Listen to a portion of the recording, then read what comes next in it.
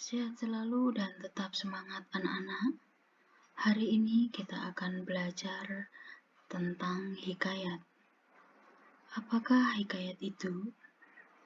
Hikayat merupakan karya sastra Melayu klasik berbentuk prosa yang berisi cerita, undang-undang, keagamaan, sejarah, kepahlawanan, geografi, maupun gabungan dari semua hal tersebut. Hikayat biasanya berisi cerita percintaan. Bentuk ceritanya hampir sama dengan Pelipur Lara. Dalam hikayat digambarkan pengalaman-pengalaman percintaan anak-anak raja, tentang pertempuran, tentang pahlawan yang memiliki senjata sakti, tentang dewa-dewa atau tenaga gaib. Selain sebagai pelipur lara atau hiburan, hikayat juga dapat menjadi pembangkit semangat juang. Jenis-jenis hikayat diantaranya hikayat Arab, misalnya hikayat Amir Hamzah, hikayat Melayu, misalnya terdapat pada hikayat Si Miskin, hikayat Jawa, misalnya hikayat Panji Semirang, dan hikayat India, misalnya terdapat pada hikayat Sri Rama. Unsur intrinsik hikayat adalah unsur yang menyusun sebuah karya sastra dari dalam karya tersebut untuk mewujudkan struktur suatu karya. Unsur intrinsik diantaranya adalah tema, yaitu suatu gagasan pokok tentang suatu hal dalam menulis suatu teks.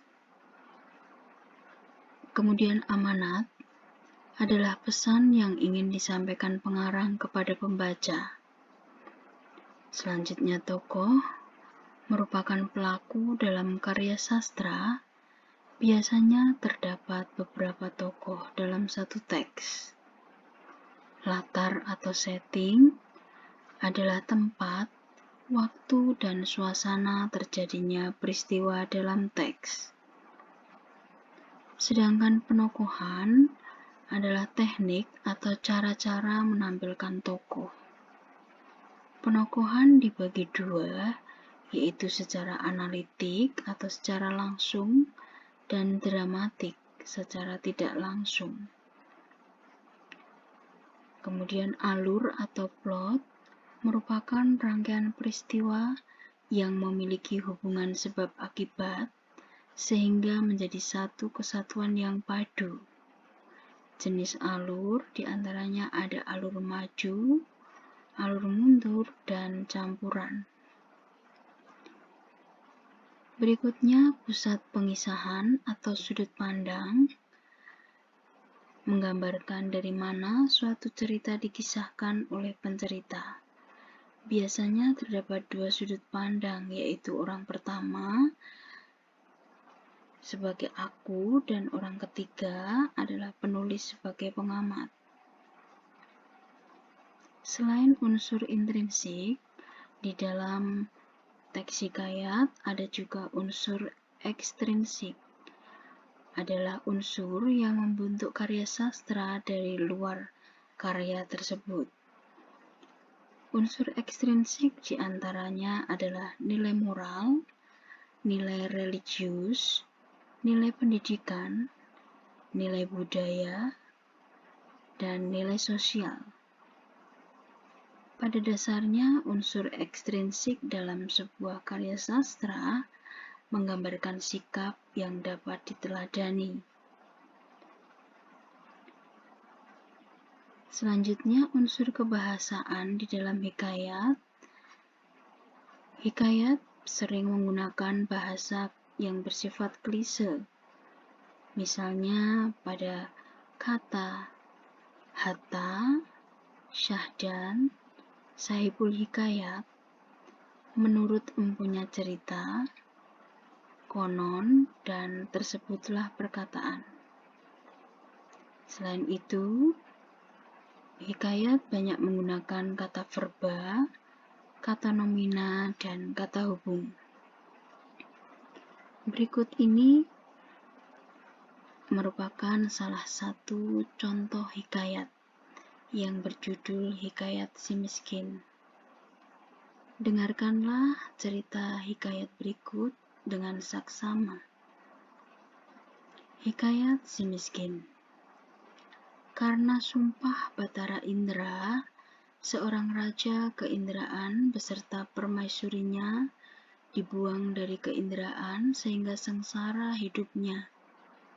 Oleh sebab itu, ia dikenal sebagai si miskin. Setiap hari mereka berkeliling mencari rezeki di negeri antah berantah di bawah pimpinan Maharaja Indradewa. Kemanapun mereka pergi selalu diusir penduduk dengan disertai penganiayaan. Malam hari mereka tidur di hutan, dan siang harinya mereka berkeliling mencari rezeki. Ketika istrinya mengandung 3 bulan, ia menginginkan buah mangga yang ada di taman raja. Tapi si miskin menolaknya, sehingga si istri semakin keras menangisnya. Kemudian si miskin menerima permintaannya. Tetapi si miskin hanya membelikan buah mangga dari pasar, sehingga ditolak oleh istrinya. Pada akhirnya, dengan rasa takut dan terpaksa, ia menghadap raja dan memohon mempelam. Setelah ia mendapatkannya, ia segera pulang dan memberikan mangga itu kepada istrinya. Setelah tiba saatnya, lahirlah anak laki-laki pertama mereka yang diberi nama Marakarmah atau anak di dalam kesukaran, dan diasuhnya dengan penuh kasih sayang. Pada suatu hari, ketika sedang menggali tanah, si miskin mendapat tajau yang penuh berisi emas, yang tidak akan habis sampai ke anak cucunya. Dengan takdir Allah, di tempat itu berdirilah sebuah kerajaan komplit dengan perlengkapannya. Kemudian si miskin mengganti namanya menjadi Maharaja Indra Angkasa, dan istrinya bernama Tuan Putri Ratnadewi, dan negerinya diberi nama Puspasari. Tidak lama kemudian, lahirlah anak kedua mereka bernama Nilakesuma. Maharaja Indradewa menjadi iri hati atas kemasyhuran ketika Maharaja Indra Angkasa mencari ahli nujum untuk meramalkan nasib putra-putrinya. Maharaja Indradewa memanfaatkan hal tersebut untuk menghancurkan negeri Puspasari. Atas bujukan jahat Maharaja Indradewa, para ahli nujum mengatakan bahwa kelak Marakarmah dan Nilakesuma akan mendatangkan celaka bagi orang tuanya. Maharaja Indra Angkasa percaya pada ramalan palsu tersebut, dan dengan berat hati ia memerintahkan kedua putranya pergi selama-lamanya. Sepeninggalan putra-putrinya, negeri Puspasari musnah terbakar dan Maharaja Indra Angkasa menjadi miskin kembali. Sesampainya di tengah hutan, Marakarmah dan Nilakesuma berlindung di bawah pohon beringin, dan mereka menangkap seekor burung untuk dimakan. Ketika Marakarmah mencari api ke kampung, ia disangka seorang pencuri dan ia dipukuli banyak orang, kemudian dibuang ke laut. Nilakesuma ditemu oleh Raja Mengindra Sari, putra mahkota Palenggam Cahaya, yang pada akhirnya menjadi istri putra mahkota itu dan bernama Mayang Mengurai. Nasib Marakamah di lautan itu terus hanyut dan terdampar di pangkalan raksasa. Di sana ia bertemu dengan Cahaya Hairani atau anak Raja Cina yang ditawan oleh raksasa. Mereka berdua mencoba melarikan diri dari pulau itu dengan menumpang sebuah kapal. Nahkoda kapal menginginkan Cahaya Hairani segera sehingga ia mendorong Marakamah ke laut. Kemudian ia ditelan oleh ikan nun yang pada akhirnya terdampar di dekat rumah Nenek Kabayan. Atas petunjuk burung Raja Wali, Nenek Kabayan mengeluarkan Marakamah dari perut ikan nun itu. Kemudian Marakamah dijadikan anak angkat Nenek Kabayan. Setiap hari Marakamah membantu Nenek Kabayan menjual bunga yang akhirnya membuat ia bertemu kembali dengan istrinya Cahaya Hairani.